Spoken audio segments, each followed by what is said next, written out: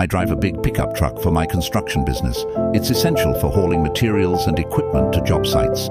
But David, our HOA president and a retired finance executive, absolutely despised it. Every week, like clockwork, I'd find a fine in my mailbox. David claimed my truck was an unauthorized commercial vehicle and an eyesore that violated HOA rules. He demanded I park it miles away from the neighborhood. At first, I reluctantly paid the fines, hoping the issue would blow over.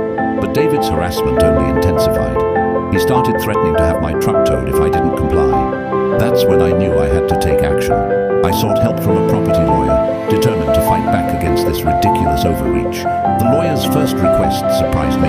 He asked to see the HOA's original founding documents.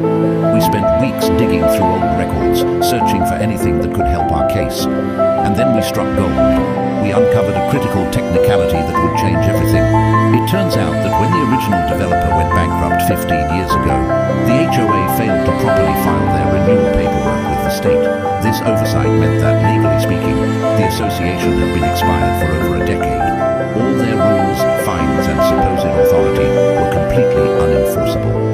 Armed with this bombshell information, I marched straight to David's house. The look on his face when I handed him the court filing was priceless. We quickly filed an injunction, and the court agreed with our assessment.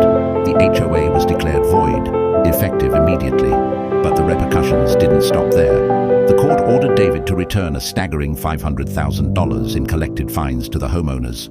The entire HOA board, including David, resigned in disgrace. They had been operating illegally for years, bullying residents and lining their pockets with invalid fines. In the end, I got to keep my truck parked right where it belonged, in my own driveway. More importantly, our neighborhood regained its freedom from the tyrannical rule of an expired HOA. No more arbitrary fines, no more petty restrictions on how we could use our own property. Looking back, I'm glad I decided to challenge the HOA's paperwork. It took time and effort, but the outcome was worth it. Not just for me, but for all my neighbors who had suffered under David's reign.